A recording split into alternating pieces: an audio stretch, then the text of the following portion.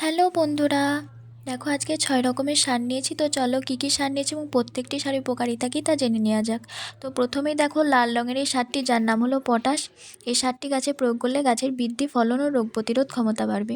এই যে সাদা রঙের যে গোল গোল দানা সারটি দেখছো, এটি হচ্ছে ইউরিয়া, যার কাজ গাছের উৎপাদন ক্ষমতা বাড়াবে ও মাটিকে উর্বর করবে।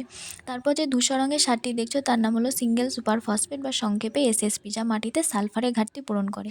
তারপর যে কালো দানা সারটি দেখছো, এটি হচ্ছে ডিএপি, যা গাছের কুঁড়ি আনতে সাহায্য করে। এই যে সাদা চীনের দানার মতো সারটি দেখছো, এটির নাম হচ্ছে অ্যামোনিয়া ফসফেট, যা উদ্ভিদের বৃদ্ধি ও বিকাশে সাহায্য করে। তারপর যে হলদে রঙের সারটি দেখছো, এটির নাম হচ্ছে 10-26-26, এটি মাটিতে ফসফরাস ও পটাশিয়ামের পরিমাণ ঠিক রাখে।